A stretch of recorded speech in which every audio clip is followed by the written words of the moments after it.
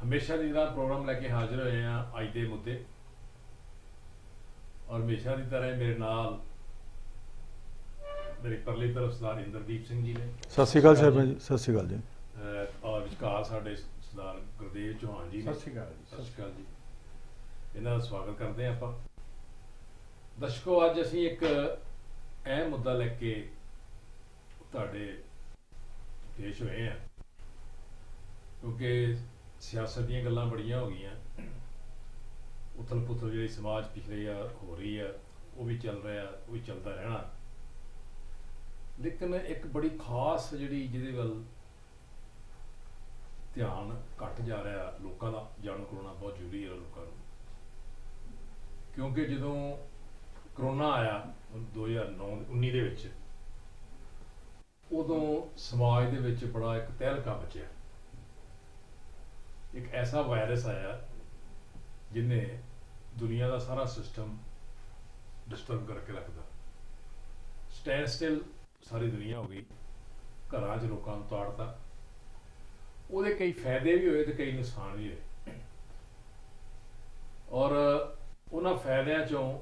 जिंदगी दे समाज दे बनतर दे कई कंसैप्ट बाहर निकले। विज्ञान दे विच बड़ी इन्वेंशन नवी तो नवी हुई और समाज ने किधर सेध लैनी है वो बड़ा वड्डा सबक सानू मिले। इकनॉमिक क्राइसिस भी आया और अजे भी चल रहा है, बेरोजगारी भी वधी, जिहड़ियां सेहत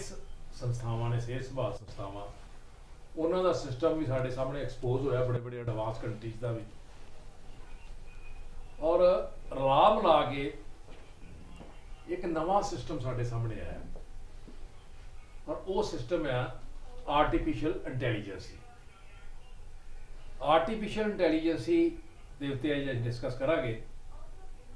और सरदार इंद्रदीप सर पूछांगे कि सरदार इंद्रदीप सिंह जी, जिहड़ी आर्टिफिशियल इंटैलीजेंसी है ये पैंडेमिक तो जी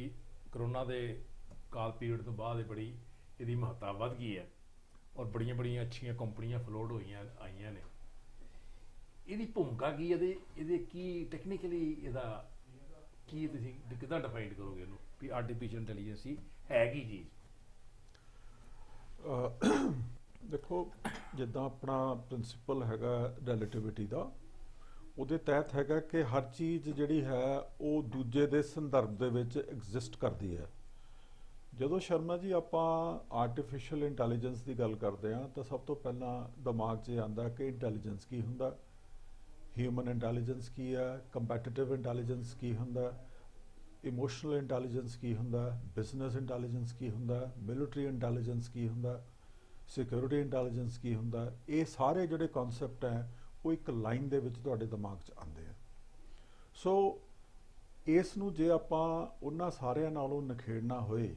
ਤਾਂ ਸਾਨੂੰ ਸਭ ਤੋਂ ਜਿਹੜਾ ਨੇੜੇ ਹੈਗਾ ਸ਼ਬਦ ਉਹ ਹੈਗਾ ਹਿਊਮਨ ਇੰਟੈਲੀਜੈਂਸ।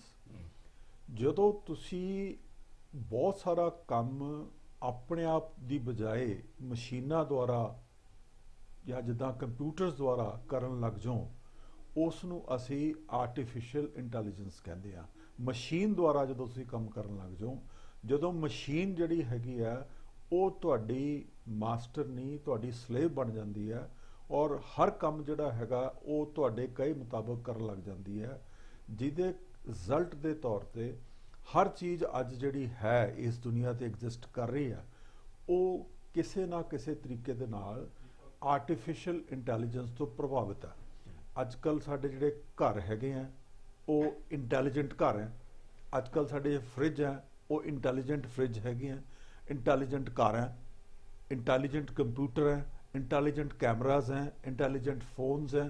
सारे ही एक आर्टिफिशियल इंटैलीजेंस दे ही पार्ट हैगे हैं। सो अज दे समाज दे विच, अज दी एग्जिस्टेंस दे विच आर्टिफिशियल इंटैलीजेंस तो बिना एग्जिस्ट करना आलमोस्ट इंपॉसिबल लगता है। सो ये तो यदी बैकग्राउंड है। हुण आपां नूं जिहड़ा बेसिक इशू जिहड़ा जिस तरह तुसीं शुरू कीता है कि अपनी ह्यूमन इंटैलीजेंस नालों जिहड़ा बेसिक जिहड़ा फर्क आउंदा हैगा ਉਹ ਹੈਗਾ ਸ਼ਰਮਾ ਜੀ ਕਿ ਜਿਹੜਾ ਆਰਟੀਫਿਸ਼ੀਅਲ ਇੰਟੈਲੀਜੈਂਸ ਹੈ ਇਹਦੇ ਵਿੱਚ ਇੱਕ ਤਾਂ ਜਿਹੜੀ ਸਕੇਲ ਹੈਗੀ ਹੈ ਉਹ ਬੇਤਹਾਸ਼ਾ ਹੈ। ਜਿਹੜਾ ਫਸਟ ਪੁਆਇੰਟ ਜਿਹੜਾ ਮੈਂ ਇਹਦੇ 'ਚ ਨੋਟ ਕੀਤਾ ਕਿ ਜਿੱਦਾਂ ਹੁਣ ਪ੍ਰੋਡਕਸ਼ਨ ਹੈ ਜਾਂ ਕੋਈ ਡਾਟਾ ਹੈ, ਇਹ ਬਾਹਰ ਆਉਣੇ ਬਾਅਦ ਚ ਆਉਣੇ ਇਹਦੇ ਚ ਪੁਆਇੰਟ ਤੇ ਨਹੀਂ ਮੈਂ ਥੋੜਾ ਜਿਹਾ ਡਿਫਾਈਨ ਕਰਦਾ ਹਿਊਮਨ ਇੰਟੈਲੀਜੈਂਸ ਨਾਲੋਂ ਫਰਕ ਮੈਂ ਦੱਸਣਾ ਚਾਹੁੰਦਾ। ਮਤਲਬ ਜਿੱਦਾਂ ਹੁਣ ਡਾਟਾ ਹੈ, ਠੀਕ ਹੈ, ਉਹ ਲੈਟਸ ਟੇਕ ਵੀ ਆਪਾਂ ਨੇ ਹਿਊਮਨ ਲਾਈਫ ਦਾ ਕੋਈ ਐਵੋਲੂਸ਼ਨਰੀ ਐਂਗਲ ਤੋਂ ਡਾਟਾ ਕਲੈਕਟ ਕਰਨਾ ਹੈ। ਮਿੰਟਾਂ ਦੇ ਵਿੱਚ ਉਹ ਸਾਰੀ ਜਿਹੜੀ ਪਿਕਚਰ ਹੈ ਜਿਸ ਦਿਨ ਤੋਂ ਦੁਨੀਆ ਬਣੀ ਉਹਦਾ ਹੀ ਸਾਰੀ ਪਿਕਚਰ ਜਿਹੜੀ ਹੈ ਉਹ ਤੁਹਾਡੇ ਅੱਖਾਂ ਦੇ ਸਾਹਮਣੇ ਆਰਟੀਫਿਸ਼ੀਅਲ ਇੰਟੈਲੀਜੈਂਸ ਪੇਸ਼ ਕਰ ਦਿੰਦੀ ਹੈ। ਔਰ ਖਾਸ ਗੱਲ ਜਿਹੜੀ ਹੈਗੀ ਹੈ, ਜਿਹੜੀ ਕਿ ਹਿਊਮਨ ਇੰਟੈਲੀਜੈਂਸ ਸ਼ਾਇਦ ਨਹੀਂ ਪੋਸੀਬਲ ਹੈ, ਉਹ ਇੱਕ ਪ੍ਰੋਟੋਟਾਈਪਸ ਬਣਾ ਦਿੰਦੀ ਹੈ, ਇੱਕ ਬੇਸਿਕ ਸਟਰਕਚਰ ਬਣਾ ਦਿੰਦੀ ਹੈ। ਹੁਣ ਜਿੱਦਾਂ ਹੈ ਕਿ ਤੁਸੀਂ MRI ਕਰਦੇ ਹੋ, ਇਹ ਮੈਡੀਸਿਨ ਦੇ ਵਿੱਚ ਆ ਗਏ ਆਪਾਂ, ਉਹਦੇ 'ਚ ਵੀ ਆਰਟੀਫਿਸ਼ੀਅਲ ਇੰਟੈਲੀਜੈਂਸ ਹੈ। ਉਹਦੇ ਵਿੱਚ 3D ਜਿਹੜੀ ਪਿਕਚਰਸ ਬਣਦੀਆਂ ਹੈਗੀਆਂ, ਉਹਨੂੰ ਜਦੋਂ ਤੁਸੀਂ ਪਹਿਲਾਂ ਹੀ ਇੱਕ ਸਟੂਡੈਂਟ ਨੂੰ 3D ਪਿਕਚਰ ਐਕਸਪੋਜ਼ ਕਰਦੇ ਹੋ ਤਾਂ ਉਹਨੂੰ ਬੜਾ ਸੌਖਾ ਹੋ ਜਾਂਦਾ ਅੱਗੇ ਬਿਲਡ ਅਪ ਕਰਨਾ। ਔਰ ਲਾਸਟਲੀ ਜਿਹੜੀ ਗੱਲ ਮੈਂ ਕਹਿਣਾ, ਜਿੱਦਾਂ ਆਪਣੇ ਆਮ ਤੌਰ ਤੇ ਕਿਹਾ ਜਾਂਦਾ ਹੈ ਕਿ ਕਿਸੇ ਵੀ ਬੰਦੇ ਦੇ ਮਨ ਦੀ ਜਿਹੜੀ ਗਹਿਰਾਈ ਨੂੰ ਜਾਣਿਆ ਨਹੀਂ ਜਾ ਸਕਦਾ, ਉਸੇ ਤਰੀਕੇ ਨਾਲ ਜਿਹੜੀ ਆਰਟੀਫਿਸ਼ੀਅਲ ਇੰਟੈਲੀਜੈਂਸ ਹੈਗੀ ਹੈ ਇਹਦੇ ਵਿੱਚ ਇੰਨੇ ਕੁ ਪੋਟੈਂਸ਼ੀਅਲਸ ਹੈਗੇ ਆ ਕਿ ਜਿਹੜਾ ਆਰਟੀਫਿਸ਼ੀਅਲ ਇੰਟੈਲੀਜੈਂਸ ਹੈਗਾ ਇਹਦੇ ਵਿੱਚ ਜਿਹੜੇ ਬਣਾਉਣ ਵਾਲਾ ਬੰਦਾ ਹੈਗਾ ਉਹਨੂੰ ਵੀ ਅਜੇ ਤੱਕ ਇਹ ਨਹੀਂ ਪਤਾ ਲੱਗਿਆ ਕਿ ਇਹਦੇ ਵਿੱਚ ਕਿੰਨੀਆਂ ਹੋਰ ਪੋਟੈਂਸ਼ੀਅਲਿਟੀਜ਼ ਹੈ। ਉਹ ਵੀ ਅਜੇ ਕਨਫਿਊਜ਼ਡ ਹੈ, ਉਹ ਵੀ ਕਨਕਲੂਡ ਨਹੀਂ ਕਰ ਸਕਿਆ ਕਿ ਇਹਦੇ ਵਿੱਚ ਕਿੰਨੀਆਂ ਚੀਜ਼ਾਂ ਹੋਰ ਪਈਆਂ ਅਜੇ। ਜਿੱਦਾਂ ਹੁਣ ਆਪਾਂ ਕਈ ਵਾਰ, ਚਲੋ ਆਪਣੇ ਤੇ ਹੋਰ ਐਗਜ਼ਾਮਪਲ ਹੋਰ ਸੈਂਸ ਹੈ, ਅਸੀਂ ਕਈ ਵਾਰ ਫੋਨ ਖਰੀਦ ਲੈਂਦੇ ਆ, ਸਾਨੂੰ ਪਤਾ ਹੀ ਨਹੀਂ ਹੁੰਦਾ ਵਿੱਚ ਕਿੰਨੇ ਫੀਚਰ ਹੈਗੇ ਆ ਕਿਉਂਕਿ ਕਦੀ ਇਸਤੇਮਾਲ ਹੀ ਨਹੀਂ ਕੀਤੇ ਹੁੰਦੇ। ਚਲੋ ਇਹ ਤਾਂ ਸਾਡੀ ਨਲਾਇਕੀ ਹੈ ਕਿ ਸਾਨੂੰ ਪਤਾ ਨਹੀਂ ਹੈ, ਪਰ ਜਿਨ੍ਹਾਂ ਨੇ ਇੱਕ ਸੈਟਅਪ ਬਣਾਇਆ ਹੁੰਦਾ, ਇੱਕ ਸਿਸਟਮ ਬਣਾਇਆ ਹੁੰਦਾ, ਜਦੋਂ ਉਹ ਵੀ ਕਹਿਣਗੇ ਸਾਨੂੰ ਵੀ ਸਮਝ ਨਹੀਂ ਲੱਗਦਾ ਕਿ ਜਿਹੜੀ ਚੀਜ਼ ਆਪਾਂ ਤਿਆਰ ਕਰ ਦਿੱਤੀ ਉਹ ਕਿੱਥੇ ਤੱਕ ਜਾ ਰਹੀ ਹੈ, ਸਾਨੂੰ ਨਹੀਂ ਪਤਾ। ਔਰ ਉਹਦੇ ਨਾਲ ਜਿਹੜੀ ਆਰਟੀਫਿਸ਼ੀਅਲ ਇੰਟੈਲੀਜੈਂਸ ਦੀ ਇੱਕ ਹੋਰ ਚੀਜ਼ ਹੈਗੀ ਹੈ ਕਿ ਉਹ ਉੱਥੇ ਰੁਕਦੀ ਨਹੀਂ ਹੈ,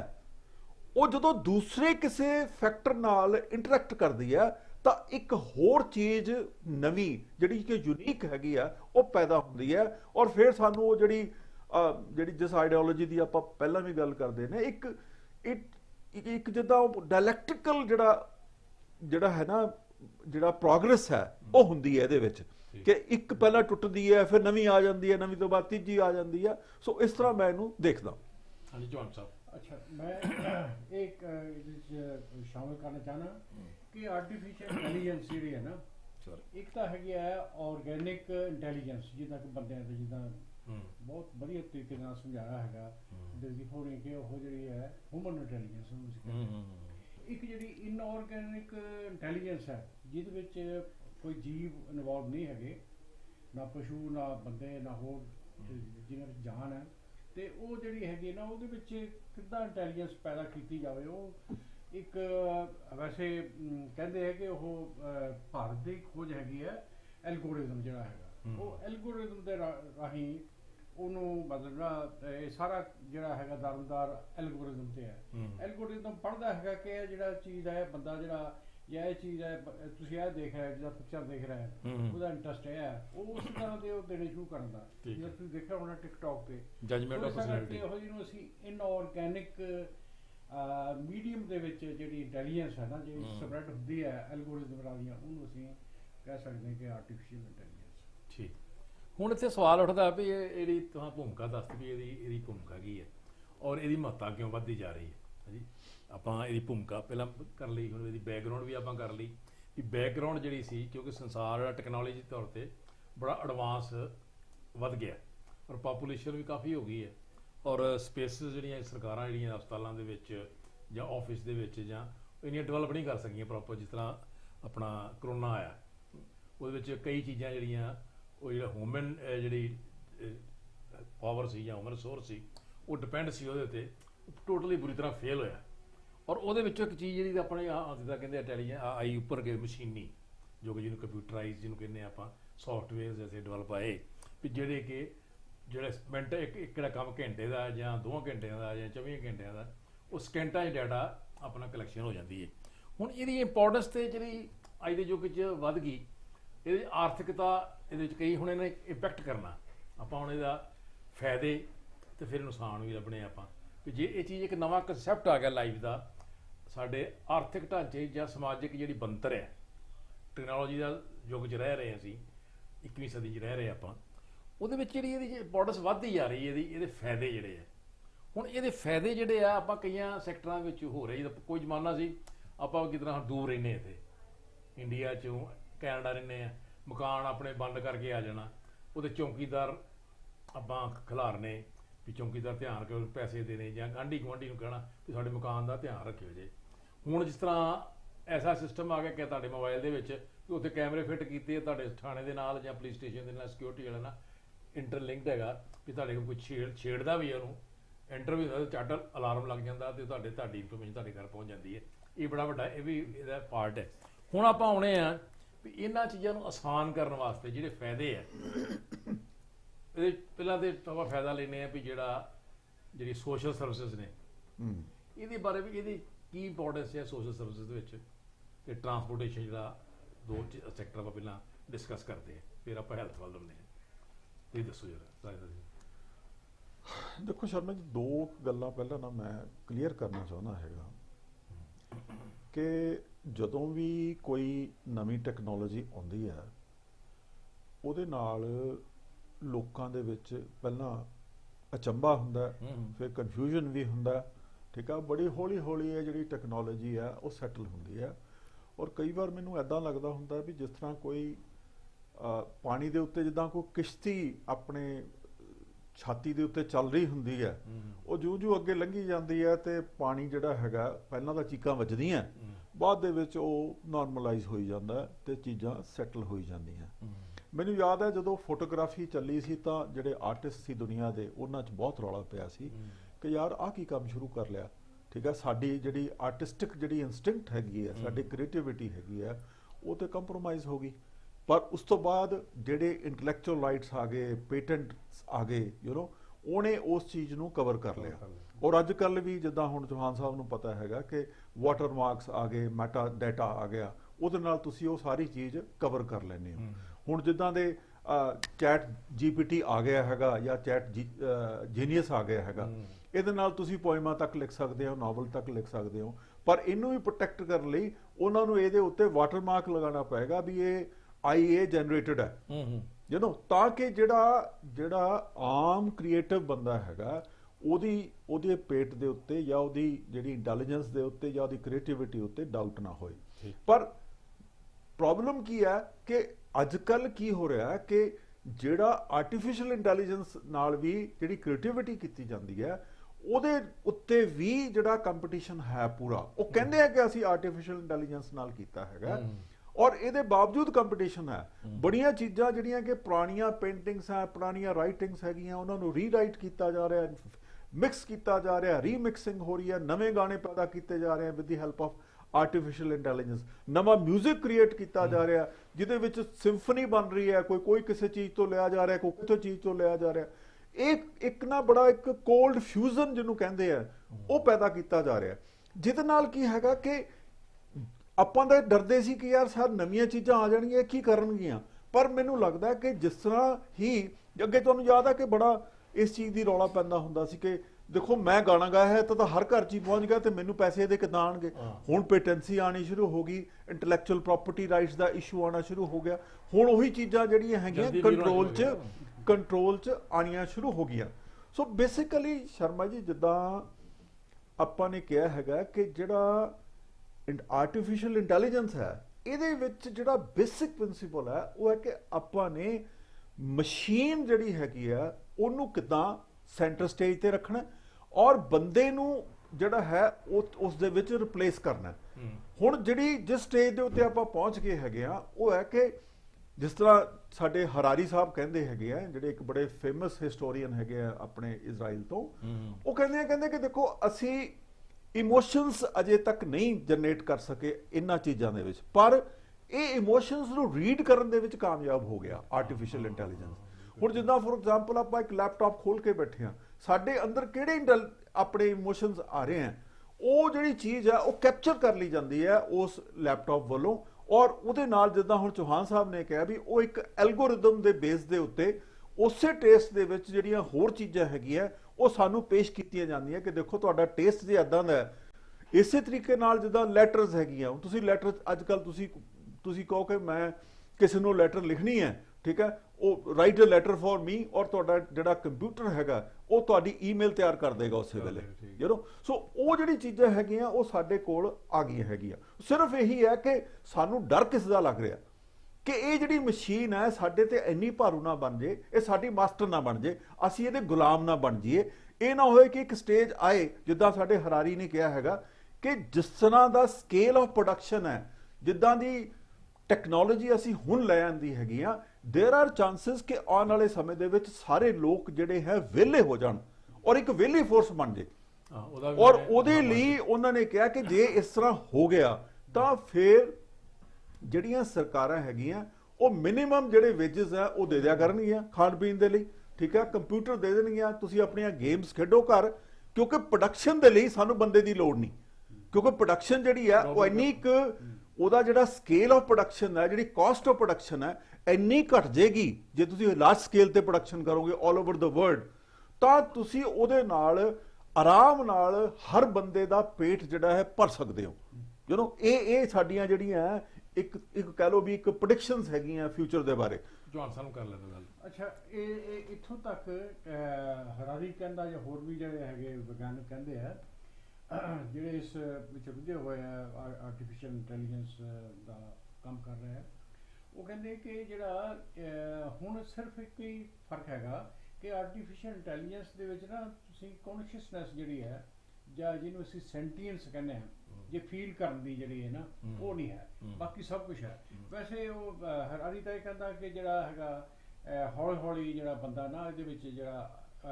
ਇਨਆਰਗੈਨਿਕ ਰੂਪ ਦੇ ਵਿੱਚ ਵੀ ਨਾ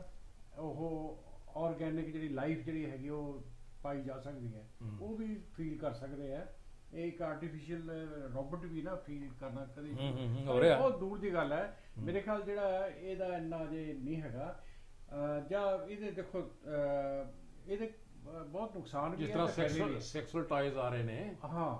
ਅੱਛਾ, ਇਹ ਹੈ ਜਿਹੜੀ ਖਾਸ ਗੱਲ ਹੈ ਜਿਹੜੀ ਹੈਗੀ ਕਿ ਇਹਦੇ ਨਾਲ ਡਿਸਪਲੇਸਮੈਂਟ ਬੜੀ ਵੱਧਦੀ ਹੈ। ਮੈਂ ਆਉਣਾ ਇਹ ਪੁਆਇੰਟ ਤੇ, ਇੱਥੇ ਪੁਆਇੰਟ ਤੇ ਆਉਣਾ ਜਿਹੜੀ ਤੁਸੀਂ ਗੱਲ ਕੀਤੀ ਬੜੀ ਵਧੀਆ ਕੀਤੀ ਸਰਦਾਰ ਸਿੰਘ ਨਾਲ, ਵੀ ਜਿਹੜੇ ਮਸ਼ੀਨਰੀ ਦੇ ਨਾਲ ਇੰਨਾ ਗਾਣਿਆਂ ਦਾ ਪੈਟਰਨਾਈਜੇਸ਼ਨ ਹੋ ਰਹੀ ਹੈ, ਉਹਦੇ ਵਿੱਚ ਅੱਗੇ ਜਿਹੜਾ ਮਿਊਜ਼ਿਕ ਦੇ ਇੰਸਟਰੂਮੈਂਟ ਕਿੰਨੇ ਇਕੱਠੇ ਕੀਤੇ ਜਾਂਦੇ ਸੀ, ਹੁਣ ਉਹ ਇੰਨਾ ਕੰਪਿਊਟਰਾਈਜ਼ ਹੋ ਗਿਆ ਵੀ ਉੱਥੇ ਕਿਸੇ ਇੱਕ ਸਟੂਡੀਓ 'ਚ ਬਹਿ ਜਾਓ, ਲੋੜ ਹੀ ਕੋਈ ਨਹੀਂ ਬੰਦੇ ਇਕੱਠੇ ਕਰਨ ਦੇ ਮਿਊਜ਼ੀਸ਼ੀਅਨ, ਉਹ ਤੁਹਾਨੂੰ ਜਿਹੋ ਜਿਹਾ ਮਿਊਜ਼ਿਕ ਚਾਹੋਗੇ ਤੁਸੀਂ ਉਹੋ ਜਿਹਾ, ਔਰ ਉਹ ਗਾਣਾ ਵੱਖਰਾ ਗਵਾ ਲਿਆ ਜਾਂਦਾ, ਉਹਦਾ ਮਿਊਜ਼ਿਕ ਸੈੱਟ ਕਰਕੇ ਤੁਹਾਨੂੰ ਬਾਈ ਏਅਰ ਕਰਕੇ ਅੱਜ ਕੱਲ੍ਹ ਉਹਦਾ ਪੈਟਰਨਾਈਜੇਸ਼ਨ ਦੇ ਨਾਲ ਰਾਈਟਸ ਮਿਲਦੇ, ਰਾਇਲਟੀ ਮਿਲਦੀ ਹੈ। ਔਰ ਅੱਜ ਉਹ ਜਿਹੜੇ ਸਿੰਗਰ ਨੇ ਜਾਂ ਰਾਈਟਰ ਨੇ ਉਹਨਾਂ ਨੂੰ ਰੁਪਈਆ ਵੀ ਜ਼ਿਆਦਾ ਕਮਾ ਰਹੇ ਨੇ, ਉਸ ਤੋਂ ਜ਼ਿਆਦਾ ਲੱਖਾਂ ਕਰੋੜਾਂ ਰੁਪਈਆ ਕਮਾ ਰਹੇ, ਮਿਲੀਅਨ ਆਫ ਡਾਲਰਸ ਕਮਾ ਰਹੇ ਨੇ, ਜਿੰਨੇ ਵੀ ਹੁੰਦੇ ਉਸ ਹਿਸਾਬ ਦੇ ਉਹਦੇ ਸਿਸਟਮ ਵੀ ਉੱਦਾਂ ਦਾ ਡਿਵੈਲਪ ਕਰ ਲਿਆ, ਜਿੱਦਾਂ YouTube ਵਗੈਰਾ ਇਹ ਕਰ ਰਿਹਾ। ਹੁਣ ਆਪਾਂ ਹੁਣ ਵੀ ਤਾਂ ਇਹਦਾ ਫਾਇਦੇ ਤਾਂ ਹੈਗੇ ਆ, ਖੁਸ਼ ਵੀ ਹੁੰਦੇ ਆ ਵੀ ਜਦੋਂ ਇੱਕ ਹਵਾਈ ਜਹਾਜ਼ ਵਿਦਆਊਟ ਪਾਇਲਟ ਚੱਲਣਾ, ਕਾਰ ਜਿਹੜੀ ਵਿਦਆਊਟ ਪਾਇਲਟ ਡਰਾਈਵਰ ਚੱਲਣੀ ਆ, ਟਰੱਕ ਜਿਹੜੇ ਵਿਦਆਊਟ ਡਰਾਈਵਰ ਚੱਲਣੇ ਆ, ਉਹ ਜਿਹੜੀ ਨਵਾਂ ਆ ਰਿਹਾ ਹੋਰ 5-10 ਸਾਲ ਦੇ ਵਿੱਚ, ਇਹਦੇ ਬਾਰੇ ਕੋਈ ਥੋੜ੍ਹਾ ਬਰੀਫਲੀ ਦੱਸੋ, ਫਿਰ ਮੈਂ ਇਹਦਾ ਜਿਹੜਾ ਨੈਗੇਟਿਵਨੈਸ ਹੈ ਉਹ ਪੁੱਛਾਂਗਾ ਤੇ ਗੱਲ ਕਰਾਂ ਇਹਦਾ ਨਾਲ। ਦੇਖੋ ਸ਼ਰਮਾ ਜੀ, ਜਿਹੜੇ ਸਾਡੇ ਸਰਚ ਇੰਜਨਸ ਹੈਗੇ ਆ ਜਿਹਦੇ ਵਿੱਚ ਜਿੱਦਾਂ ਗੂਗਲ ਨੇ ਸਰਚ ਇੰਜਨ ਪ੍ਰੋਵਾਈਡ ਕੀਤਾ ਹੈ, ਯਾਹੂ ਦਾ ਸਰਚ ਇੰਜਨ ਹੈਗਾ, ਇਹ ਇੰਜਨਸ ਇੰਨੇ ਕੁ ਪਾਵਰਫੁਲ ਹੋ ਗਏ ਆ ਕਿ ਇਹ ਅੱਜ ਕੱਲ੍ਹ ਕੋਈ ਵੀ ਫੀਲਡ ਨਹੀਂ ਹੈ ਜਿਹਦੇ ਵਿੱਚ ਇਹਨਾਂ ਦਾ ਇਨਫਲੂਐਂਸ ਨਹੀਂ ਹੈ। ਜਿੱਦਾਂ ਹੁਣ ਡੀਪ ਮਾਈਂਡ ਹੈ ਜਾਂ ਤੁਹਾਡਾ ਜਿਹੜਾ ਹੈਗਾ ਪਾਮ 2 ਹੈ, ਪਾਮ 1 ਹੈ, ਜਾਂ ਮੈਡੀਕਲ ਪਾਮ 1 ਹੈ, ਪਾਮ 2 ਹੈ, ਇਹ ਇਸ ਤਰ੍ਹਾਂ ਦੇ ਡਿਵਾਈਸਿਸ ਹੈਗੇ ਆ ਕਿ ਜਿਹਦੀ ਬੇਸ ਦੇ ਉੱਤੇ ਤੁਸੀਂ ਹਰ ਚੀਜ਼ ਜਿਹੜੀ ਹੈ ਇਨ ਡੈਪਥ ਸਟੱਡੀ ਕਰ ਸਕਦੇ ਹੋ। ਹੁਣ ਜਿੱਦਾਂ ਮੋਲੀਕੂਲਰ ਜਿਹੜਾ ਇੰਜੈਕਸ਼ਨ ਹੈਗਾ ਉਹ ਚੱਲਿਆ ਹੈਗਾ। ਪਹਿਲਾਂ ਟਰਾਂਸਪੋਰਟ ਦੀ ਗੱਲ, ਫਿਰ ਆਪਾਂ ਮੈਡੀਕਲ ਬਾਅਦ ਜਾਵਾਂਗੇ। ਚਲੋ ਪਹਿਲਾਂ ਟਰਾਂਸਪੋਰਟੇਸ਼ਨ ਦੀ ਗੱਲ। ਦੇਖੋ ਸ਼ਰਮਾ ਜੀ, ਜਿਹੜਾ ਟਰਾਂਸਪੋਰਟੇਸ਼ਨ ਦਾ ਕੰਮ ਹੈ ਇਹਦੇ ਵਿੱਚ 2 ਫੀਲਡਸ ਕੰਮ ਕਰ ਰਹੀਆਂ ਬੜੇ ਸੀਰੀਅਸਲੀ। ਇੱਕ ਫੀਲਡ ਹੈਗੀ ਹੈ ਟਰਾਂਸਪੋਰਟੇਸ਼ਨ ਦੀ ਕਿ ਪਾਇਲਟਲੈਸ ਜਿਹੜੀ ਕਾਰ ਹੈ ਜਾਂ ਟਰੱਕ ਹੈ ਕਿੱਦਾਂ ਚਲਾਉਣਾ। ਦੂਜੇ ਨਾਲ ਇਹਦੇ ਨਾਲ ਜੁੜਿਆ ਇਸ਼ੂ ਹੈਗਾ ਉਹ ਐਥਿਕਸ ਦਾ ਇਸ਼ੂ ਹੈ ਕਿ ਤੁਸੀਂ ਇਹ ਜੇ ਸਿਚੁਏਸ਼ਨ ਆ ਜਾਏਗੀ ਤਾਂ ਤੁਸੀਂ ਕੀ ਕਰਨਾ। ਫੋਰ ਐਗਜ਼ਾਮਪਲ, ਇੱਕ ਆਰਟੀਫਿਸ਼ੀਅਲ ਇੰਟੈਲੀਜੈਂਸ ਦੇ ਬੇਸ ਦੇ ਉੱਤੇ ਇੱਕ ਜਿਹੜਾ ਕਾਰ ਜਾ ਰਹੀ ਹੈ, ਠੀਕ ਹੈ, ਇੱਕ ਜਿਹੜਾ ਬਲਾਈਂਡ ਬੰਦਾ ਹੈਗਾ ਉਹ ਜਿਹੜਾ ਹੈਗਾ ਉਹ ਸੜਕ ਨੂੰ ਕ੍ਰਾਸ ਕਰ ਰਿਹਾ, ਠੀਕ ਹੈ, ਤੇ ਕੀ ਸਾਨੂੰ ਜਿਹੜੀ ਕਾਰ ਹੈ ਉਹ ਬਚਾ ਲੈਣੀ ਚਾਹੀਦੀ ਹੈ ਕਿ ਸਾਨੂੰ ਉਸ ਬੰਦੇ ਨੂੰ ਹਿੱਟ ਕਰਕੇ ਚਲੇ ਜਾਣਾ ਚਾਹੀਦਾ, ਠੀਕ ਹੈ। ਇਹ ਜਿਹੜੇ ਇਸ਼ੂਜ਼ ਹੈ, ਜਿਹੜੇ ਐਥੀਕਲ ਇਸ਼ੂਜ਼ ਹੈ, ਮੋਰੈਲਿਟੀ ਦੇ ਇਸ਼ੂਜ਼ ਹੈਗੇ ਆ, ਉਹਦੇ ਉੱਤੇ ਜਿਹੜੇ ਸਾਇੰਟਿਸਟ ਔਰ ਜਿਹੜੇ ਤੁਹਾਡੇ ਫਿਲਾਸਫਰਸ ਹੈਗੇ ਆ, ਇਹ ਆਪਸ 'ਚ ਸਿਰ ਜੋੜ ਕੇ ਬੈਠੇ ਆ ਕਿ ਕੱਲ ਨੂੰ ਇਹ ਨਾ ਹੋਏ ਕਿ ਅਸੀਂ ਕੁਝ ਐਸੀ ਗੱਲ ਕਰ ਦਈਏ। ਦੇਖੋ ਜਿੱਦਾਂ ਆਪਾਂ ਪਹਿਲਾਂ ਵੀ ਕਈ ਵਾਰ ਸਟੱਡੀ ਕੀਤਾ ਹੈਗਾ ਕਿ ਜਿਹੜਾ ਜੈਨੇਟਿਕਲੀ ਅਸੀਂ ਬੰਦਾ ਬਣਾ ਚੁੱਕੇ ਆ, ਠੀਕ ਆ, ਪਰ ਕਿਉਂਕਿ ਸਾਡੇ ਐਥੀਕਲ ਇਸ਼ੂ ਆ ਜਾਂਦੇ ਆ, ਰਿਲੀਜਨ ਦੇ ਇਸ਼ੂਜ਼ ਆ ਜਾਂਦੇ ਆ, ਅਸੀਂ ਪਬਲਿਕਲੀ ਇਸ ਨੂੰ ਨਹੀਂ ਐਡਮਿਟ ਕਰਦੇ ਕਿ ਅਸੀਂ ਬਣਾ ਚੁੱਕੇ ਆ, ਠੀਕ ਹੈ। ਕਿਉਂਕਿ ਜੇ ਸ਼ੀਪ ਬਣ ਗਈ ਤਾਂ ਬੰਦਾ ਕਿਉਂ ਨਹੀਂ ਬਣ ਸਕਦਾ? ਬੋਲੇ ਕੋਈ ਜਾਨਵਰ ਨਹੀਂ ਹੈ ਜਿਹਨੂੰ ਆਪਾਂ ਲੈਬ ਦੇ ਵਿੱਚ ਨਹੀਂ ਤਿਆਰ ਕੀਤਾ, ਔਰ ਕੋਈ ਹਿਊਮਨ ਆਰਗਨ ਨਹੀਂ ਹੈ ਜਿਹਨੂੰ ਕਿ ਅਸੀਂ ਨਹੀਂ ਤਿਆਰ ਕੀਤਾ ਲੈਬ ਦੇ ਵਿੱਚ। ਇਵਨ ਖੂਨ ਜਿਹੜਾ ਹੈਗਾ ਅਸੀਂ ਤਿਆਰ ਕਰ ਲਿਆ, ਨੈਨੋ ਟੈਕਨੋਲੋਜੀ ਨਹੀਂ ਡਿਵੈਲਪ, ਬੋਲੇ ਇੰਨੀ ਜ਼ਿਆਦਾ ਜਿਹੜਾ ਹੈ ਅਸੀਂ ਡਿਵੈਲਪਮੈਂਟ ਕਰ ਚੁੱਕੇ ਹਾਂ। ਕਿਉਂਕਿ ਡਿਵੈਲਪਮੈਂਟ ਕਿਹੜਾ ਤੁਸੀਂ ਚਲੋ ਆਫ ਕੋਰਸ ਤੁਸੀਂ ਜਿਹੜੀ ਡਿਸਕਸ਼ਨ ਸ਼ੁਰੂ ਕੀਤੀ ਹੈ ਉਹ ਕੋਵਿਡ ਦੇ ਆ, ਪਰ ਇਹ ਡਿਵੈਲਪਮੈਂਟ ਤਾਂ ਬੜੀਆਂ ਪੁਰਾਣੀਆਂ ਚੱਲਦੀਆਂ ਪਈਆਂ, ਉਸ ਤੋਂ ਪਹਿਲਾਂ ਦੀਆਂ ਚੱਲਦੀਆਂ ਪਈਆਂ, ਜ਼ਿਆਦਾ ਇੰਪੋਰਟੈਂਸ ਵੱਧ ਗਈ ਇਹਦੀ ਜ਼ਿਆਦਾ। ਹੁਣ ਜਿੱਦਾਂ ਪਾਇਲਟਲੈਸ ਹੈ, ਹੁਣ ਦੇਖੋ ਕਈ ਵਾਰ ਆ ਜਾਂਦਾ ਕਿ ਪਾਇਲਟ ਨੂੰ ਕੋਈ ਪ੍ਰੋਬਲਮ ਹੋ ਗਈ, ਵੈਸੇ ਵੀ ਜਿਹੜੇ ਪਾਇਲਟਸ ਹੈਗੇ ਆ ਉਹ ਕਿਉਂਕਿ ਸਟ੍ਰੈਸ ਬਹੁਤ ਹੁੰਦਾ, ਪਾਇਲਟਸ ਜਨਰਲੀ ਆਟੋ ਪਾਇਲਟ ਤੇ ਲਗਾ ਦਿੰਦੇ ਆ, ਉਹ ਬੈਠੇ ਵੀ ਹੁੰਦੇ ਆ, ਜਿਹੜੀ ਮਸ਼ੀਨਸ ਹੈਗੀਆਂ ਉਹ ਆਟੋਮੈਟਿਕਲੀ ਚੱਲਦੀਆਂ ਰਹਿੰਦੀਆਂ। ਸੋ ਇਹਦੇ ਨਾਲ ਜਿਹੜਾ ਬੇਸਿਕ ਇਸ਼ੂ ਹੈਗਾ, ਔਰ ਮੈਨੂੰ ਲੱਗਦਾ ਕਿ ਜਿਉਂ-ਜਿਉਂ ਜਿੱਦਾਂ ਮੈਂ ਫੋਟੋਗ੍ਰਾਫੀ ਦੀ ਗੱਲ ਕੀਤੀ ਹੈਗੀ ਆ, ਸਮੇਂ ਦੇ ਨਾਲ ਜਿਹੜਾ ਸਮਾਜ ਹੈਗਾ ਉਸ ਨੂੰ ਐਕਸੈਪਟ ਕਰ ਲੈਂਦਾ। ਜਿਹਨੂੰ ਅੱਜ ਆਉਂਦਾ ਕਿ ਯਾਰ ਸਾਡੇ ਜਦੋਂ ਟਰੱਕ ਇੰਡਸਟਰੀ ਹੈ, ਜੇ ਅੱਜ ਸਾਰੇ ਡਰਾਈਵਰਸ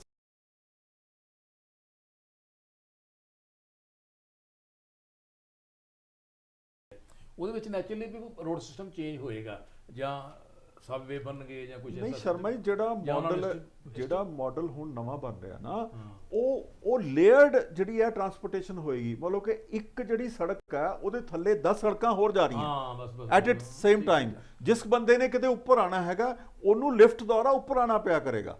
ਠੀਕ ਹੈ। ਮੈਂ ਹੁਣ ਸਰਫੇਸ ਤੇ ਜਾਣਾ ਚਾਹੁੰਦਾ, ਹੁਣ ਆਪਾਂ ਜਿਹੜੀਆਂ ਸੜਕਾਂ ਦੇ ਥੱਲੇ 10-10 ਲੇਅਰਾਂ ਥੱਲੇ ਜਿਹੜੀਆਂ ਰੋਡਸ ਹੈ ਉਹ ਚੱਲਦੀਆਂ ਰਹਿਣਗੀਆਂ, ਬਿਲਕੁਲ ਠੀਕ ਜੀ, ਐਂਡ ਵਿਦਆਊਟ ਐਨੀ ਇੰਟਰਪਸ਼ਨ। ਇੱਕ ਚੀਜ਼ ਆਪਾਂ ਹੁਣ ਆਉਣੇ ਜਿਹੜੀ ਚੀਜ਼ ਮੇਨ ਕਰਨ ਵਾਲੀ ਹੈ ਵੀ ਪਹਿਲਾਂ ਆਪਾਂ ਸਰਵਿਸ ਸੈਕਟਰ ਕਰ ਲਈਏ, ਡਿਸਕਸ ਕਰ ਲਈਏ ਵੀ ਸਰਵਿਸ ਸੈਕਟਰ ਦੇ ਵਿੱਚ ਜਿਸ ਤਰ੍ਹਾਂ ਇੰਸ਼ੋਰੈਂਸ ਹੋਇਆ ਜਾਂ ਆਪਣਾ ਪੋਸਟਿੰਗ ਲੈਟਰ ਪੋਸਟਿੰਗ ਆ ਜਾਂ ਹੋਰ ਸਰਵਿਸ ਸਿਸਟਮ ਕਈ ਜਿਹੜੇ ਸੇਵਾਵਾਂ ਸਮਾਜਿਕ ਸੇਵਾਵਾਂ ਹੁੰਦੀਆਂ, ਮੈਡੀਸਨ ਬਾਅਦ ਚ ਆਉਣੇ ਆ। ਇਹਦੇ ਵਿੱਚ ਜਿਹੜੀਆਂ ਸਰਵਿਸ ਜਿਹੜੀਆਂ ਹੁੰਦੀਆਂ ਇਹਦੇ ਵਿੱਚ ਜਿਸ ਤਰ੍ਹਾਂ ਆਦਮੀ ਦਫ਼ਤਰ ਖੋਲ ਕੇ ਬੈਠੇ ਨੇ, ਬੈਂਕਿੰਗ ਹੈ, ਸ਼ਾਪਿੰਗ ਸਿਸਟਮ ਹੈ ਅੱਜ ਕੱਲ੍ਹ ਚੱਲ ਰਿਹਾ, ਜਿਸ ਤਰ੍ਹਾਂ ਮਾਲ ਸਿਸਟਮ ਵੀ ਫੇਲ ਹੋ ਰਿਹਾ, ਆਨਲਾਈਨ ਸਾਰੀ ਸ਼ਾਪਿੰਗ ਹੋ ਰਹੀ ਹੈ, ਈ ਕਾਮਰਸ ਨੂੰ ਕਹਿੰਦੇ ਆਪਾਂ। ਇਹਦੇ ਵਿੱਚ ਜਦੋਂ ਇਹ ਚੀਜ਼ਾਂ ਆ ਗਈਆਂ ਤੇ ਇਹਦਾ ਮਤਲਬ ਆ ਵੀ ਇੱਕ ਤੇ ਇੱਕ ਸੈਕਟਰ ਜਿਹੜਾ ਯੂਜ਼ ਕਰੇਗਾ ਇਸ ਟੈਕਨੋਲੋਜੀ ਨੂੰ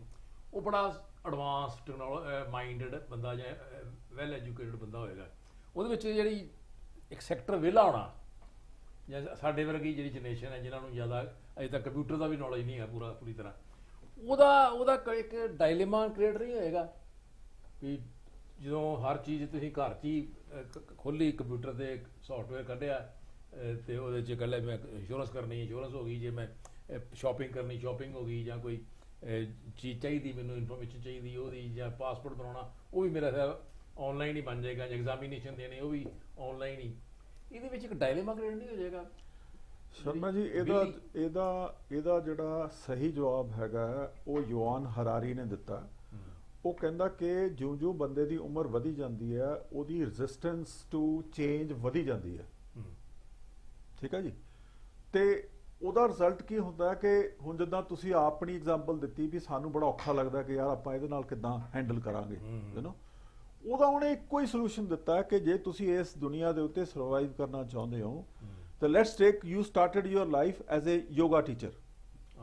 ਠੀਕ ਹੈ। ਪਰ ਤੁਸੀਂ ਇਸ ਲਈ ਵੀ ਤਿਆਰ ਰਹੋ ਕਿ ਜੇ ਮੈਨੂੰ ਯੋਗਾ ਦੀ ਬਜਾਏ ਕੱਲ ਨੂੰ ਡਰਾਈਵਿੰਗ ਟੀਚਰ ਦੇ ਤੌਰ ਤੇ ਭਰਤੀ ਕਰਨਾ ਪਏ ਤੇ ਉਹਦੇ ਲਈ ਵੀ ਮੈਂ ਤਿਆਰ ਹਾਂ। ਉਹਨੂੰ ਇਹਨੇ ਵਰਡ ਦਿੱਤਾ to reinvent yourself for the change circumstances,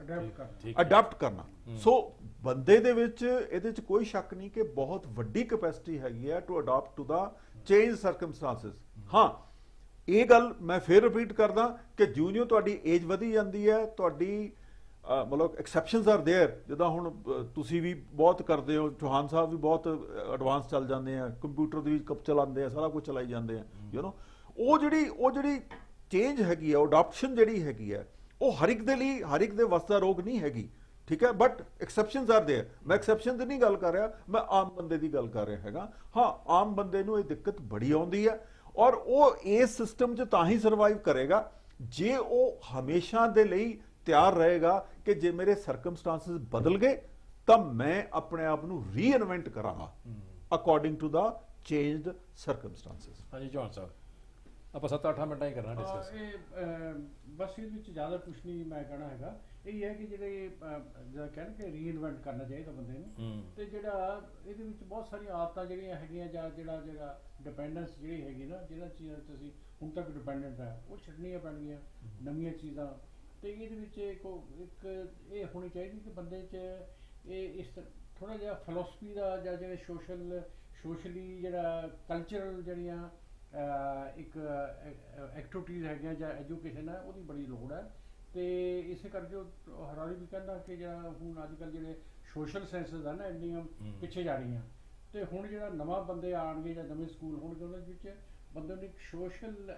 ਮਤਲਬ ਸੋਸ਼ਲ ਬੰਦਾ ਕਿੱਦਾਂ ਬਣਾਉਣਾ, ਕਲਚਰ ਕੀ ਹੁੰਦਾ, ਇਹ ਸਾਰਿਆਂ ਦੀ ਇੰਪੋਰਟੈਂਸ ਹੋਏਗੀ ਤਾਂ ਕਿ ਉਹ ਆਪਣੇ ਆਪ ਨੂੰ ਅਡਾਪਟ ਕਰ ਸਕੇ। ਹੁਣ ਇੱਕ ਮੇਨ ਪੁਆਇੰਟ ਆਪਾਂ ਹੈਲਥ ਉੱਤੇ ਕਰਨਾ ਜਿਹੜਾ, ਉਹ ਹੈਲਥ ਤੋਂ ਬਾਅਦ ਆਪਾਂ ਇਹ ਫਿਰ ਥੋੜਾ ਜਿਹਾ ਕਲੋਜ਼ ਅਪ ਚੱਲਾਂਗੇ। ਹੈਲਥ ਸਿਸਟਮ ਜਿਹੜਾ ਮੈਂ ਪੜ੍ਹ ਰਿਹਾ ਸੀ, ਉਹ ਜ਼ਕਰੀਆ ਹੈਗਾ, ਜ਼ਕਰੀਆ ਦੀ ਕਿਤਾਬ ਪੜ੍ਹ ਰਿਹਾ ਸੀ ਮੈਂ, ਉਹਦੇ ਵਿੱਚ ਬੜੀ ਵੱਡੀ ਇੱਕ ਪੁਆਇੰਟ ਦਿੱਤਾ ਵੀ ਜਿਹੜਾ ਹੈਲਥ ਸਿਸਟਮ ਸਾਡਾ ਟੋਟਲੀ ਫੇਲ ਹੋ ਗਿਆ ਜਦੋਂ ਕਰੋਨਾ ਆਇਆ, ਸਾਰੇ ਵਰਲਡ ਦਾ ਹੀ, ਈਵਨ ਕਿ ਅਮਰੀਕਨ ਕੰਟਰੀ ਵਰਗੇ ਐਡਵਾਂਸ ਕੰਟਰੀ ਵੀ ਜਿਹੜੇ ਉਹ ਵੀ ਹੱਥ ਖੜੇ ਕਰਕੇ ਸਟੈਂਡਰ ਕਰਕੇ ਉਹਨਾਂ ਦਾ ਹੈਲਥ ਸਿਸਟਮ। ਹੁਣ ਉਹਦੇ ਵਿੱਚ ਨਵੀਂ ਚੀਜ਼ਾਂ ਡਿਵੈਲਪ ਹੋ ਰਹੀਆਂ ਵੀ ਜਿਹੜਾ ਆਰਟੀਫਿਸ਼ੀਅਲ ਇੰਟੈਲੀਜੈਂਸ ਦੇ ਵਿੱਚ ਲੈਬੋਰਟਰੀ ਵਿੱਚ ਆਪਰੇਸ਼ਨ ਬੰਦੇ ਦੇ ਡਾਇਗਨੋਸ ਕਰਨ ਦੇ ਵਿੱਚ ਇਹ ਜਿਹੜਾ ਸਿਸਟਮ ਹੈ 97% ਇਹਦੀ ਐਕੂਰੇਸੀ ਆ ਰਹੀ ਹੈ। ਲੈਬੋਰਟਰੀ ਅਗਰ ਖੂਨ ਬੰਦੇ ਨੇ ਕਰਨਾ, ਚੈੱਕ ਕਰਨਾ ਕਿ ਇਹਦੇ ਲੈਬੋਰਟਰੀ ਵਿੱਚ ਕਰਨੀ ਹੈ, ਜਾਂ ਉਹਦਾ ਜਿਹਨੂੰ ਕਹਿੰਦੇ ਆ ਫਿਜ਼ੀਕਲ ਉਹਦੀ ਲੈਬੋਰਟਰੀ ਦਾ ਟੈਸਟਿੰਗ ਹੋਣੀ ਹੈ, ਉਹ ਜਿਹੜਾ ਬੰਦਾ ਕਰਦੇ, ਪਹਿਲਾਂ ਬੰਦਾ ਕਰਦੇ ਸੀ, ਮਸ਼ੀਨਾਂ ਥੋੜੇ ਕੰਪਿਊਟਰ ਹੀ ਕਰਦੇ ਹੁਣ, ਲੇਕਿਨ ਹੁਣ ਉਹ ਰੋਬੋਟ ਕਰਨ ਲੱਗ ਪਏ, ਡਾਇਗਨੋਸਿਸ ਨੂੰ ਵੀ ਡਾਇਗਨੋਸ ਕਰਨ ਲੱਗ ਪਏ, ਫਿਰ ਤੁਹਾਡੀ ਆਪਰੇਸ਼ਨ ਵੀ ਕਰਨ ਲੱਗ ਪਏ, ਅੱਖਾਂ ਦਾ, ਹਾਰਟ ਦਾ, ਦੂਜਾ ਤੀਜਾ। ਹੁਣ ਇਹਦੇ ਵਿੱਚ ਜਿਹੜੇ ਡਾਕਟਰ ਨੇ, ਜਿਹੜੇ MBBS ਕੀਤੀ ਜਾਂ ਸਪੈਸ਼ਲਾਈਜੇਸ਼ਨ ਕੀਤੀ, ਉਹਨਾਂ ਦੀ ਇੰਪੋਰਟੈਂਸ ਖਤਮ ਹੋ ਗਈ। ਹੁਣ ਇਹਦਾ ਮਤਲਬ ਟੈਕਨੋਕ੍ਰੇਟਸ ਜਾਂ ਰੋਬੋਟਸ ਦਾ ਸਮਾਂ ਜਮਾ ਆ ਗਿਆ, ਔਰ ਉਹਦੀ ਮੈਡੀਕਲ ਜਿਹੜੀ ਪ੍ਰਿਸਕ੍ਰਿਪਸ਼ਨ ਉਹ ਵੀ ਵਰਲਡ ਲੈਵਲ ਤੇ ਕਈ ਤਰ੍ਹਾਂ ਦੇ ਕੰਸੈਂਸਸ ਨਾਲ ਵੀ ਹੈ, ਇਹਨੂੰ ਦਵਾਈ ਖਾਣੀ ਚ ਮਿਲਣੀ ਚਾਹੀਦੀ ਹੈ। ਇਹਦਾ ਜਿਹੜਾ ਇਫੈਕਟ ਪੈਣਾ, ਤੇ ਜਿਹੜਾ ਬੰਦੇ ਨੇ ਚੈੱਕ ਕਰਕੇ ਦੱਸਿਆ, ਪਹਿਲਾਂ ਕਿਸੇ ਜ਼ਮਾਨੇ 'ਚ ਵੈਦ ਹੁੰਦੇ ਹੱਥ ਨਬਜ਼ ਫੜ ਕੇ ਦੱਸਦੇ ਵੀ ਤੈਨੂੰ ਖੰਘ ਜ਼ਿਆਦੀ ਹੈ ਜਾਂ ਤੈਨੂੰ ਗੈਸ ਜ਼ਿਆਦੀ ਹੈ, ਤੇਰਾ ਬਾਡੀ ਕਿੱਦਾਂ ਦੀ ਹੈ, ਇਹ ਮਸ਼ੀਨਾਂ ਦੱਸਣਗੀਆਂ। ਇਹਦਾ ਜਿਹੜਾ ਐਡਾ ਵੱਡਾ ਸਰਕਲ ਬਣਿਆ ਮੈਡੀਕਲ ਹੈਲਥ ਦਾ, ਇਹ ਸਾਰੀ ਜਿਹੜੀ ਹੈ ਇਹ ਕਾਰਪੋਰੇਟ ਹਾਊਸਿਸ ਦੇ ਹੱਥ ਨਹੀਂ ਆ ਜਾਏਗੀ, ਜਾਂ ਇਹ ਕੀ ਸਿਸਟਮ ਹੋਏਗਾ, ਜਾਂ ਆਮ ਆਦਮੀ ਰਗੜਿਆ ਜਾਏਗਾ ਬੰਦਾ ਡਾਟਾ ਵਾਲੇ ਦੇ ਕੋਲ ਆ ਜਾਏ ਡਾਟਾ। ਹਾਂਜੀ ਸਾਹਿਬ ਜੀ। ਦੇਖੋ ਸ਼ਰਮਾ ਜੀ, ਇੱਕ ਤਾਂ ਚਲੋ ਮੈਂ ਜਿਹੜਾ ਚੌਹਾਨ ਸਾਹਿਬ ਨੇ ਇਸ਼ੂ ਰੇਜ਼ ਕੀਤਾ ਹੈਗਾ, ਉਹ ਮੈਂ ਉਹਨੂੰ ਥੋੜਾ ਜਿਹਾ ਐਕਸਪਲੇਨ ਕਰ ਦਿੰਦਾ ਕਿ ਅੱਜ ਕੱਲ ਜਿਹੜਾ ਡੋਮੀਨੇਟ ਕਰਦਾ ਹੈ ਦੁਨੀਆ ਦੇ ਉੱਤੇ, ਉਹ ਕਰਦਾ ਜਿਹਦੇ ਕੋਲ ਸਭ ਤੋਂ ਜ਼ਿਆਦਾ ਡਾਟਾ। ਠੀਕ ਹੈ ਜੀ, ਇਹ ਡਾਟਾ ਕਹਿ ਲਓ, ਨੌਲੇਜ ਕਹਿ ਲਓ, ਜਿਹਦੇ ਕੋਲ ਜ਼ਿਆਦਾ ਕੰਪਾਈਲ ਕਰਕੇ ਬੈਠਾ ਹੈ, ਇਨਫੋਰਮੇਸ਼ਨ ਸਾਰੀ ਜ਼ਿਆਦੀ, ਔਰ ਉਹ ਆਰਟੀਫੀਸ਼ੀਅਲ ਇੰਟੈਲੀਜੈਂਸ ਨਾਲ ਹੀ ਹੁੰਦਾ ਹੈ, ਉਹਦੇ ਬੇਸ ਤੇ ਸਾਰਾ ਐਲਗੋਰਿਥਮ ਚੱਲਦਾ। ਚਲੋ ਇਹ ਤਾਂ ਬੇਸਿਕ ਗੱਲ ਹੋ ਗਈ। ਹੁਣ ਤੁਹਾਡੀ ਆ ਗਈ ਗੱਲ ਕਿ ਇਹਦੇ 'ਚ ਕੋਈ ਸ਼ੱਕ ਨਹੀਂ ਕਿ ਅੱਜ ਕੱਲ ਜਿਹੜੇ ਆਪਰੇਸ਼ਨਸ ਹੈਗੇ ਆ ਉਹ ਰੋਬੋਟਸ ਕਰਦੇ ਆ। ਮੈਂ ਤੁਹਾਨੂੰ ਆਪਣੀ ਐਗਜ਼ਾਮਪਲ ਦੇਣਾ ਹੈਗਾ ਕਿ ਮੈਨੂੰ ਪਿੱਛੇ ਸਰਜਰੀ ਕਰਾਉਣ ਦਾ ਮੌਕਾ ਮਿਲਿਆ, ਔਰ ਮੇਰੀ ਸਰਜਰੀ ਜਿਹੜੀ ਹੈ ਕੀ ਹੋਲ ਵੀ ਸੀ, ਮਤਲਬ ਦੈਟ ਮੀਨਸ ਕਿ ਕੱਟ ਨਹੀਂ ਲਗਾਇਆ, ਔਰ ਡਾਕਟਰ ਪਿੱਛੇ ਬੈਠਾ, ਸਰਜਰੀ ਰੋਬੋਟ ਨੇ ਕੀਤੀ ਹੈ। ਓਕੇ, ਬਿਊਟੀ ਇਸ ਕਿ ਸਰਜਰੀ ਰੋਬੋਟ ਨੇ ਕੀਤੀ ਹੈ, ਉਹ ਡਾਕਟਰ ਆਰਾਮ ਨਾਲ ਪਿੱਛੇ ਬੈਠਾ ਦੇਖ ਰਿਹਾ ਕਿ ਠੀਕ ਹੋ ਰਹੀ ਹੈ, ਬਸ ਦੈਟਸ ਇਟ। ਉਹ ਮੋਨੀਟਰਿੰਗ ਕਰ ਰਿਹਾ। ਠੀਕ ਹੈ, ਸਾਰਾ ਜਿਹੜਾ ਕੰਮ ਹੈਗਾ ਉਹ ਰੋਬੋਟ ਨੇ ਕੀਤਾ, ਜੋ ਕੱਟ ਵਡਾਈ ਜੋ ਕੁਝ ਹੈਗੀ ਆ ਉਹ। ਕਿਉਂਕਿ ਅੱਜ ਕੱਲ ਜਿਹੜਾ ਸਿਸਟਮ ਹੈ ਜਿਹਨੂੰ ਆਪਾਂ ਟੈਲੀਮੈਡੀਸਨ ਕਹਿੰਦੇ ਆ, ਟੈਲੀਮੈਡੀਸਨ ਦਾ ਸਿਸਟਮ ਇਹ ਹੈ ਕਿ ਤੁਸੀਂ ਇੱਕ ਬੰਦੇ ਦਾ ਸਾਰਾ ਡਾਟਾ ਜਿਹੜਾ ਹੈ ਉਹ ਕੈਪਚਰ ਕਰ ਲੈਂਦੇ ਹੋ। ਠੀਕ ਹੈ, ਉਹਨੂੰ ਕਿੰਨਾ ਬਲੱਡ ਪ੍ਰੈਸ਼ਰ ਹੁੰਦਾ, ਕਦੋਂ ਬਲੱਡ ਪ੍ਰੈਸ਼ਰ ਹੁੰਦਾ, ਉਹਦੇ ਬਾਕੀ ਜਿਹੜੀਆਂ ਲਾਈਫ ਸਟਾਈਲ, ਉਹਦੀ ਸਾਰੀ ਹਿਸਟਰੀ ਜਿਹੜੀ ਹੈ ਉਹ ਇੱਕ ਕੰਪਿਊਟਰ ਤੇ ਪਈ ਹੁੰਦੀ ਹੈ। ਤੇ ਕਈ ਵਾਰ ਤੁਸੀਂ ਵੀ ਭੁੱਲ ਜਾਂਦੇ ਹੋ ਕਿ ਯਾਰ ਮੈਂ ਚੀਜ਼ ਖਾਧੀ ਸੀ ਕਿ ਨਹੀਂ ਖਾਧੀ ਸੀ, ਪਰ ਉਹ ਜਿਹੜਾ ਕੰਪਿਊਟਰ ਹੈ ਉਹ ਬੋਲ ਪੈਂਦਾ ਕਿ ਤੁਸੀਂ 20 ਸਾਲ ਪਹਿਲਾਂ ਇਹ ਮੈਡੀਸਿਨ ਖਾਧੀ ਸੀ। ਠੀਕ ਹੈ। ਫਿਰ ਤੁਹਾਨੂੰ ਯਾਦ ਆਉਂਦਾ ਯਾਰ ਹਾਂ ਖਾਧੀ ਸੀ, ਮੈਂ ਤਾਂ ਭੁੱਲ ਹੀ ਗਿਆ। ਠੀਕ ਸੋ ਇਹ ਜਿਹੜਾ ਚੀਜ਼ ਆ ਨਾ, ਜਦੋਂ ਹਰ ਚੀਜ਼ ਕੰਪਿਊਟਰ ਤੇ ਆ ਜਾਂਦੀ ਹੈ ਤਾਂ ਉਹਦਾ ਫਾਇਦਾ ਵੀ ਹੈ, ਨੁਕਸਾਨ ਵੀ। ਫਾਸਟਨੈਸ ਵੀ ਆ ਗਈ, ਫਾਸਟਨੈਸ ਆ ਗਈ, but at the same time ਇਹਨਾਂ ਨੇ ਜਿਹੜਾ ਦੁਨੀਆ ਹੈ ਉਸ ਨੂੰ ਕਾਰਪੋਰੇਟ ਕਰਨ ਦੇ ਵਿੱਚ ਬਹੁਤ ਵੱਡੀ ਮਦਦ ਕੀਤੀ ਹੈ, ਜਿਹਦਾ ਰਿਜ਼ਲਟ ਕੀ ਹੈ ਕਿ ਜਦੋਂ ਤੁਸੀਂ ਹੁਣ ਕੋਵਿਡ ਹੋਇਆ ਸੀ ਤਾਂ ਜਿਹੜੀਆਂ ਵੱਡੀਆਂ ਫਾਰਮਾਸਿਊਟੀਕਲ ਇੰਡਸਟਰੀਜ਼ ਹੈਗੀਆਂ, ਉਹ ਐ ਲੱਗਦਾ ਸੀ ਕਿ ਕਿਸੇ ਪ੍ਰਾਈਮ ਮਿਨਿਸਟਰ ਜਾਂ ਪ੍ਰੈਜ਼ੀਡੈਂਟ ਨਾਲੋਂ ਜ਼ਿਆਦਾ ਪਾਵਰਫੁਲ ਹੋ ਗਈਆਂ। ਕਮਾ ਰਹੇ ਪੈਸਾ ਕਮਾਇਆ ਵੀ ਉਹਨਾਂ ਨੇ ਪੈਸਾ ਵੀ ਕਮਾਇਆ, ਐਕਸਪਲੋਇਟ ਵੀ ਕੀਤਾ। ਅੱਜ ਤੱਕ ਵੀ ਇਹ ਜਿਹੜਾ ਕੰਟਰੋਵਰਸੀ ਚੱਲਦੀ ਪਈ ਹੈ ਕਿ ਕੀ ਜਿਹੜਾ ਕੋਵਿਡ ਦਾ ਵਾਇਰਸ ਹੈਗਾ ਸੀ ਉਹ ਆਰਟੀਫੀਸ਼ੀਅਲ ਸੀ, ਮੈਨ ਮੇਡ ਸੀ, ਆਪ ਜਨਰੇਟਡ ਸੀ, ਉਹ ਕਨਸਪੀਰੇਸੀ ਅਜੇ ਵੀ ਕਨਸਪੀਰੇਸੀ ਥਿਊਰੀਜ਼ ਜਿਹੜੀਆਂ ਹੈਗੀਆਂ ਉਹ ਇਹਦੇ ਬਾਰੇ ਚੱਲ ਰਹੀਆਂ। ਕੋਈ ਕਹਿੰਦਾ ਜਿਹੜਾ ਚਾਈਨਾ ਹੈ ਇਹਨੇ ਕੱਢਿਆ ਸੀ। ਇਹਦਾ ਕਾਰਨ ਕੀ ਹੈ ਕਿ ਅੱਜ ਦਾ ਜਿਹੜਾ ਸਮਾਂ ਹੈਗਾ ਉਹਦੇ ਵਿੱਚ ਜਿਹੜੀਆਂ ਵੱਡੇ ਕਾਰਪੋਰੇਸ਼ਨਸ ਹੈਗੇ ਆ, ਉਹ ਜਿੱਥੇ ਇਹ ਕਰਦੇ ਆ ਕਿ ਜਿੱਥੇ ਉਹਨਾਂ ਦਾ ਇੰਟਰਸਟ ਹੁੰਦਾ, ਜਿਹੜੇ ਲੁਕਰੇਟਿਵ ਏਰੀਆਜ਼ ਹੈਗੇ ਆ, ਜਿੱਥੇ ਲੱਗਦਾ ਕਿ ਯਾਰ ਸਾਨੂੰ ਕੱਲ ਨੂੰ 4 ਪੈਸੇ ਇਹਦੇ ਚ ਬਚ ਸਕਦੇ ਆ, ਉਹਦੇ ਵਿੱਚ ਤਾਂ ਇਨਵੈਸਟਮੈਂਟ ਕਰਦੇ ਆ। ਔਰ ਕਈ ਵਾਰ ਬੜੇ ਅਨਐਥੀਕਲ ਲੈਵਲ ਤੇ ਚਲੇ ਜਾਂਦੇ ਆ, ਇਹ ਵੀ ਮੈਂ ਤੁਹਾਨੂੰ ਦੱਸ ਦਿੰਦਾ, ਬੜੇ ਅਨਐਥੀਕਲ ਲੈਵਲ ਤੇ ਚਲੇ ਜਾਂਦੇ ਆ, ਕਿਉਂਕਿ ਉਹਨਾਂ ਦਾ ਜਿਹੜਾ ਮੋਟੀਵੇਟਿੰਗ ਜਿਹੜੀ ਫੋਰਸ ਹੁੰਦੀ ਹੈ ਉਹ ਪ੍ਰੋਫਿਟ ਹੁੰਦੀ ਹੈ, ਹਿਊਮੈਨਿਟੀ ਨਹੀਂ ਹੁੰਦੀ, ਜਿਹੜੀ ਚੀਜ਼ ਮਿਸਿੰਗ ਹੈ। ਇਸੇ ਕਰਕੇ ਮੈਂ ਸਮਝਦਾ ਕਿ ਆਉਣ ਵਾਲੇ ਸਮੇਂ ਦੇ ਵਿੱਚ ਜਿਹੜੀਆਂ ਵੱਡੀਆਂ ਫਾਰਮਾਸਿਊਟੀਕਲ ਇੰਡਸਟਰੀਜ਼ ਹੈ, ਉਹਦੇ ਦਾ ਜਿਹੜਾ ਕੰਟਰੋਲ ਹੈਗਾ, ਉਹਦੀ ਜਿਹੜੀ ਅਕਾਊਂਟੇਬਿਲਿਟੀ ਆ ਉਹ ਸਰਕਾਰਾਂ ਵੱਲ ਹੋਣੀ ਚਾਹੀਦੀ ਹੈ, ਤਾਂ ਕਿ ਉਹ ਕਿਸੇ ਨਕੇਲ ਵਿੱਚ ਬੰਦੇ ਰਹਿਣ, ਕਿਸੇ ਕੰਟਰੋਲ 'ਚ ਰਹਿਣ, ਇਹ ਨਾ ਬੇਲਗਾਮ ਹੋ ਜਾਣ ਔਰ ਦੁਨੀਆ ਨੂੰ ਲੁੱਟ ਕੇ ਖਾ ਜਾਣ। ਐਦਾਂ ਦਾ ਨਹੀਂ ਹੋਣਾ ਚਾਹੀਦਾ। ਤੁਸੀਂ ਜੀ ਚਾਂਸ ਆ ਇੱਕ ਜਿਹੜੀ ਇਸ ਗੱਲ ਸਾਨੂੰ ਯਾਦ ਰੱਖਣੀ ਚਾਹੀਦੀ ਉਹ ਇਹ ਹੈਗੀ ਹੈ ਕਿ ਬੇਸ਼ੱਕ ਆਰਟੀਫਿਸ਼ੀਅਲ ਇੰਟੈਲੀਜੈਂਸ ਹੈ, ਉਹ ਮਸ਼ੀਨਾਂ ਆਪਣੇ ਆਪ ਹੀ ਪੜ੍ਹ ਲੈਂਦੀਆਂ ਤੁਹਾਡੇ 'ਚ ਕੀ ਬਿਮਾਰੀ ਹੈ ਕੀ ਹੈ ਜੀ, ਇੱਥੋਂ ਤੱਕ ਕਿ ਲਾ ਦੇ ਵਿੱਚ ਉਹ ਵੀ ਪੜ੍ਹ ਲੈਂਦੀ ਕਿ ਕਿਹੜਾ ਕਾਨੂੰਨ ਸਾਰਾ ਕੁਝ ਦੱਸ ਦਿੰਦਾ, ਫਾਈਲਾਂ ਤਿਆਰ ਕਰਕੇ ਦੇ ਦਿੰਦੇ। ਤੇ ਇਸ ਕਰਕੇ ਪਰ ਉਹ ਮਸ਼ੀਨਾਂ ਜਿਹੜੇ ਆਪਰੇਟਿੰਗ ਸਿਸਟਮ ਹੈ ਉਹ ਤਾਂ ਬੰਦਾ ਚਲਾਉਂਦਾ ਨਾ, ਇਸ ਕਰਕੇ ਕੰਟਰੋਲ ਜਿਹੜਾ ਬੰਦੇ ਦੇ ਕੋਲੇ ਹੀ ਹੈ ਤੇ ਉਹਨੂੰ ਕਦੋਂ ਵਰਤਣਾ ਕਦੋਂ ਨਹੀਂ ਵਰਤਣਾ ਜਾਂ ਕਿੰਨਾ ਵਰਤਣਾ। ਤੇ ਜਿੱਦਾਂ ਇੰਦਰਜੀਤ ਹੁਣੇ ਕਿਹਾ ਕਿ ਜਿਹੜਾ ਡਾਟਾ ਜਿਹਦੇ ਕੋਲ ਹੈ ਨਾ, ਉਹਦੇ ਕੋਲੇ ਹੀ ਸਾਰੀ ਤਾਕਤ ਹੈ। ਅੱਜ ਕੱਲ੍ਹ ਜਿਹੜਾ ਡਾਟਾ ਜਿਹੜਾ ਇਕੱਠਾ ਹੋ ਰਿਹਾ, ਇਸੇ ਕਰਕੇ ਨਾ ਕਈ ਕਹਿੰਦੇ ਕਿ ਤੁਸੀਂ ਆਪਣੇ ਕੋਲ ਜੀ ਡਿਜੀਟਲ ਘੜੀ ਲਾ ਲਓ ਜੀ, ਉਹਦੇ ਨਾਲ ਨਹੀਂ ਅੱਜ ਕੱਲ੍ਹ ਲੜਾਈ ਉਹ ਡਾਟੇ ਦੀ ਹੈ, ਲੜਾਈ ਉਹ ਡਾਟੇ ਦੀ ਹੈ, ਜਿਹਦੇ ਕੋਲ ਜ਼ਿਆਦਾ ਡਾਟਾ ਉਹ ਜ਼ਿਆਦਾ ਪਾਵਰਫੁਲ। ਹੁਣ ਅੱਛਾ ਇਹ ਆਪਾਂ ਕਰ ਲਈਆਂ, ਇਹਦੇ ਫਾਇਦੇ ਕਰ ਲਏ, ਹੁਣ ਆਪਾਂ ਕਰਨਾ ਵੀ ਇਹਦਾ ਜਿਹੜਾ ਨੈਟ ਸ਼ਾ ਰਿਜ਼ਲਟ ਕੀ ਨਿਕਲਣਾ। ਇੰਟੈਲੀਜੈਂਸ ਇਹ ਨੋ ਡਾਊਟ ਕਿ ਬੜੀ ਫਾਸਟਲੀ ਇਨਵੈਂਸ਼ਨ ਹੋ ਰਹੀ ਹੈ, ਸਰਚ ਹੋ ਰਹੀ ਹੈ ਔਰ ਇੰਪਲੀਮੈਂਟੇਸ਼ਨ ਵੀ ਹੋ ਰਹੀ ਹੈ। ਹੁਣ ਇਹਦੇ ਵਿੱਚ ਸਰਕਾਰਾਂ ਦਾ ਇੱਕ ਰੋਲ, ਤੁਹਾਨੂੰ ਦੱਸਿਆ ਤਰ੍ਹਾਂ ਗੱਲ ਕੀਤੀ, ਇਹ ਕਾਰਪੋਰੇਸ਼ਨ ਦਾ ਰੋਲ, ਔਰ ਉਸ ਤੋਂ ਬਾਅਦ ਜਿਹੜੀ ਇੱਕ ਬੜਾ ਵੱਡਾ ਜਿਹੜਾ ਅਨਸਕਿਲਡ ਅੱਜ ਦੇ ਮੁਤਾਬਕ ਜਿਹੜੀ ਅੱਜ ਦੀ ਟੈਕਨੋਲੋਜੀ ਦੀ ਜਿਹੜੀ ਡਿਵੈਲਪਮੈਂਟ ਉਹਦੇ ਮੁਤਾਬਕ ਇਹ ਅਨਸਕਿਲਡ ਸੈਕਟਰ ਹੋਣਾ। ਹੁਣ ਕਿਉਂਕਿ ਇੰਟਰਟੇਨਮੈਂਟ ਦੇ ਵਿੱਚ ਵੀ ਸਿਸਟਮ ਡਿਜੀਟਾਈਜੇਸ਼ਨ ਆ ਗਈ ਆ, ਟੀਵੀ ਲੋਕ ਘੱਟ ਵੇਖਦੇ ਆ, ਹੁਣ ਇੱਧਰ ਆ ਗਿਆ ਸਾਰਾ ਕੁਝ, ਹੋਰ ਵੀ ਨਵਾਂ ਨੈਟਫਲਿਕਸ ਆ ਗਿਆ, ਫਲਾਣਾ ਆ ਗਿਆ, OTT ਆ ਗਈ, ਕਈ ਕੁਝ ਆ ਰਿਹਾ। ਹੁਣ ਜਿਹਨੇ ਚੀਜ਼ਾਂ ਜਿਹੜਾ ਇਹ ਸੈਕਟਰ, ਫਿਲਮਾਂ ਵੀ ਅੱਜ ਕੱਲ੍ਹ 20 ਦਿਨਾਂ 'ਚ ਬਣ ਜਾਂਦੀਆਂ। ਅੱਛਾ ਹੁਣ ਜਿਹੜਾ ਸੈਕਟਰ ਨਿਕਲਣਾ, ਐਕਟਰ ਜਿਹੜੇ ਉਹ ਬਣ ਜਾਂਦੇ, ਐਕਟਰ ਬਣ ਜਾਂਦੇ ਅਨਸਕਿਲਡ, ਜਿਹੜੀ ਆਪਾਂ ਅਨਸਕਿਲਡ ਕਹਾਂਗੇ ਨਾ ਅੱਜ ਦੀ ਮੁਤਾਬਕ, ਜਿਹੜੀ ਟੈਕਨੋਲੋਜੀ ਦੇ ਮੁਤਾਬਕ, ਚਾਹੇ ਉਹ ਪੜ੍ਹੇ ਲਿਖੇ ਬੰਦੇ ਹੋਣ, ਉਹਦਾ ਐਡਾ ਵੱਡਾ ਸੈਕਟਰ ਜਿਹੜਾ ਨਿਕਲਣਾ ਬਾਹਰ, ਆਈਡਲ ਹੋ ਜਾਣਾ, ਵਿਹਲਾ ਪੈ ਜਾਣਾ, ਜਿਹਨੂੰ ਕਹਿੰਦੇ ਆਪਾਂ ਬੇਰੁਜ਼ਗਾਰ ਹੋ ਜਾਣਾ। ਉਹਦੇ ਵਾਸਤੇ ਸਰਕਾਰਾਂ ਤਿਆਰ ਨੇ, ਆਪਾਂ ਇਨਵੈਂਸ਼ਨ ਤੇ ਕਰੀ ਜਾਂਦੇ ਆ, ਰਿਸਰਚਸ ਬੜੀ ਫਾਸਟਲੀ ਜਾ ਰਹੀਆਂ ਨੇ, ਤੇ ਕੀ ਸਰਕਾਰਾਂ ਤਿਆਰ ਨੇ ਜਾਂ ਇਹ ਸਿਸਟਮ ਤਿਆਰ ਆ ਵੀ ਜਿਹੜੇ ਇਹਨਾਂ ਚੀਜ਼ਾਂ ਦੀਆਂ ਬੁਰਾਈਆਂ ਨੂੰ, ਜਿੱਦਾਂ ਕਾਰਪੋਰੇਸ਼ਨ ਦੇ ਨਾਲ ਐਕਸਪਲੋਇਟੇਸ਼ਨ ਵੀ ਵਧੇਗੀ ਸਮਾਜ ਦੀ, ਔਰ ਜਿਹੜੇ ਬੰਦਿਆਂ ਦਾ ਮਾਈਂਡਸੈਟ ਵੀ ਗੁਲਾਮੀ ਵੱਲ ਹੋਏਗਾ, ਇਰਰੈਲੇਵੈਂਟ ਜਿਹੜਾ, ਔਰ ਐਡਾ ਅਨਾਰਕੀ ਤੇ ਨਹੀਂ ਫੈਲ ਜਾਏਗੀ ਕਿਤੇ ਸਮਾਜ ਦੇ ਵਿੱਚ, ਜਾਂ ਲੋਕਾਂ ਨੇ ਸਾਡੇ ਵਰਗਿਆਂ ਨੂੰ ਕੈਂਪਾਂ 'ਚ ਨਿਆਣੇ ਕੱਢ ਦੇਣ, ਵੀ ਡਿਪਰੈਸ਼ਨ 'ਚ ਆ ਜਾਣ ਨਿਆਣੇ, ਸਿੰਗਲ ਚਾਈਲਡ ਫੈਮਿਲੀ ਹੈ, ਲਿਵਿੰਗ ਰਿਲੇਸ਼ਨ ਫੈਮਲੀਆਂ ਡਿਵੈਲਪ ਹੋ ਰਹੀਆਂ ਨੇ, ਸ਼ਾਦੀਆਂ ਦੀਆਂ ਆਰਗੇਨਾਈਜੇਸ਼ਨ ਖਤਮ ਹੋ ਰਹੀਆਂ ਨੇ, ਔਰ ਜਿਹੜੇ ਆਲਰੇਡੀ ਹੈਗੇ ਨੇ ਏਜ ਤੇ ਏਜ ਹੀ ਹੈ, ਔਰ ਐਵਰੇਜ ਏਜ ਦਾ ਜਿਹੜਾ ਫੈਕਟਰ ਹੈ ਵੱਧਦਾ ਜਾ ਰਿਹਾ, ਕਿਤੇ 60-65 ਸਾਲ ਦਾ ਹੁੰਦੇ, ਹੁਣ 80 ਸਾਲ ਦਾ ਹੁੰਦਾ ਜਾ ਰਿਹਾ। ਲੋਨਲੀਨੈਸ ਇਹ ਜਿਹੜੀ ਚੀਜ਼ ਜਿਹੜੀ ਡਿਵੈਲਪ ਹੋਣੀ ਆ, ਇਹ ਕਿਤੇ ਮਾਰ ਧਾੜ ਫਾਇਦੇ ਤੇ ਚਲੋ ਹੈਗੇ ਨੇ ਕਈਆਂ ਚੀਜ਼ਾਂ ਦੇ ਐਡਵਾਂਸ ਟੈਕਨੋਲੋਜੀ ਦੇ, ਲੇਕਿਨ ਇਹਦਾ ਜਿਹੜਾ ਇੱਕ ਬੜਾ ਵੱਡਾ ਨੁਕਸਾਨ ਜਿਹੜਾ ਹਿਊਮਨ ਸੋਰਸ ਹੈ ਹਿਊਮਨ ਬੀਇੰਗ ਦੇ ਉੱਤੇ, ਉਹਦੇ ਬਾਰੇ ਦੱਸੋ ਕੋਈ ਕੀ ਆਪਾਂ ਸੋਚ ਸਕਦੇ ਹਾਂ? ਸ਼ਰਮਾ ਜੀ, ਜਿੱਦਾਂ ਆਪਾਂ ਹੁਣੇ ਗੱਲ ਕੀਤੀ ਨਾ ਜੀ, ਇਹਦੇ 'ਚ ਸਭ ਤੋਂ ਵੱਡਾ ਜਿਹੜਾ ਇਸ਼ੂ ਹੈ ਨਾ ਉਹ ਹੈ ਕਿ ਤੁਸੀਂ ਟੈਕਨੋਲੋਜੀ ਨੂੰ ਗੁਲਾਮ ਬਣਾ ਕੇ ਰੱਖੋ, ਉਹਨੂੰ ਆਪਣਾ ਮਾਸਟਰ ਨਾ ਬਣਾਓ। ਹਾਂ ਬਿਲਕੁਲ ਠੀਕ।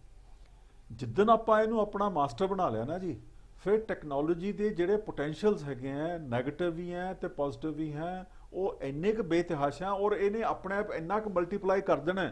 ਕਿ ਤੁਹਾਨੂੰ ਪਤਾ ਹੀ ਨਹੀਂ ਲੱਗਣਾ ਵੀ ਹੋ ਕੀ ਗਿਆ। ਮਤਲਬ ਇਹ ਇੱਕ ਰਿਐਲਿਟੀ ਹੈਗੀ ਆ ਕਿ ਜਿੱਤੋਂ ਆਪਾਂ ਨੂੰ ਬੜਾ ਜ਼ਿਆਦਾ ਧਿਆਨ ਰੱਖਣਾ ਪਏਗਾ। ਦੂਜਾ ਹੈਗਾ ਕਿ ਜਿਸ ਤਰ੍ਹਾਂ ਆਪਾਂ ਸਰਕਾਰਾਂ ਚੁਣਦੇ ਆ ਨਾ ਜੀ, ਆਪਾਂ ਨੂੰ ਇੱਕ ਸਿਸਟਮ ਇਵੋਲਵ ਕਰਨਾ ਪਏਗਾ ਕਿ ਜਿਹੜੇ ਵੱਡੇ ਵੱਡੇ ਕਾਰਪੋਰੇਸ਼ਨਸ ਹੈਗੇ ਆ, ਜਿੱਦਾਂ ਹੁਣ ਆਪਾਂ ਵੱਡੇ ਵੱਡੇ ਸਟੋਰਾਂ 'ਚ ਜਾਂਦੇ ਆ, ਆਪਾਂ ਫੂਡ ਲੈ ਕੇ ਆਉਂਦੇ ਆ, ਮੈਡੀਸਿਨਸ ਲੈ ਕੇ ਆਉਂਦੇ ਆ, ਹੈਲਥ ਸਰਵਿਸਿਜ਼ ਲੈਂਦੇ ਆ, ਇਹਨਾਂ ਦੀ ਜਿਹੜੀ ਅਕਾਊਂਟੇਬਿਲਿਟੀ ਹੈ ਉਹ ਤੈਅ ਕਰਨ ਦਾ ਇੱਕ ਸਿਸਟਮ ਇਵੋਲਵ ਕਰਨਾ ਪਏਗਾ। ਜਦੋਂ ਸਰਕਾਰਾਂ ਨੂੰ ਕੋਲ ਜਾਂਦੇ ਆ, ਉਹ ਕਹਿੰਦੇ ਯਾਰ ਇਹ ਤਾਂ ਫਲਾਣਾ ਕਾਰਪੋਰੇਸ਼ਨ ਹੈ, ਅਸੀਂ ਇਹਦਾ ਕੁਝ ਨਹੀਂ ਕਰ ਸਕਦੇ।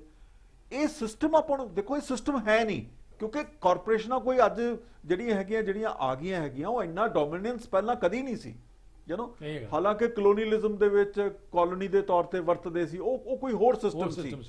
ਹੁਣ ਜਿਹੜਾ ਇਕਨੋਮਿਕ ਜਿਹੜਾ ਕਲੋਨੀਅਲਿਜ਼ਮ ਆ ਗਿਆ ਹੈਗਾ, ਉਹਦੇ ਵਿੱਚ ਇਹ ਚੀਜ਼ਾਂ ਬਹੁਤ ਜ਼ਿਆਦਾ ਭਾਰੂ ਹੋ ਗਈਆਂ। ਔਰ ਐਟ ਦੀ ਸੇਮ ਟਾਈਮ ਜਿਹੜਾ ਇੱਕ ਹੋਰ ਸਿਸਟਮ ਆ ਗਿਆ ਜਿਹਨੂੰ ਕਹਿੰਦੇ ਆ ਕਿ ਮਾਈਂਡ ਨੂੰ ਕੰਟਰੋਲ ਕਰਨਾ, ਐਲਗੋਰਿਦਮ ਨੂੰ ਕੰਟਰੋਲ ਕਰਨਾ। ਹੁਣ ਜਿੱਦਾਂ ਆਪਾਂ ਕੋਈ ਵੀ ਇਲੈਕਸ਼ਨ ਦੀ ਗੱਲ ਕਰ ਲਈ, ਇਵਨ ਇੱਥੇ ਵੀ ਰੌਲਾ ਪਿਆ ਵੀ ਚਾਈਨੀਜ਼ ਇੰਟਰਫੇਅਰ ਕਰਦੇ ਰਹੇ, ਰੂਸ ਦੀ ਇੰਟਰਫੇਰੈਂਸ ਇਨ ਜਿਹੜੀ ਟਰੰਪ ਦੀ ਇਲੈਕਸ਼ਨ ਦੇ ਵਿੱਚ ਅਜੇ ਤੱਕ ਸੈਟਲ ਨਹੀਂ ਹੋਈ। ਇਹ ਸਾਰੀਆਂ ਚੀਜ਼ਾਂ ਕੀ ਸ਼ੋਅ ਕਰਦੀਆਂ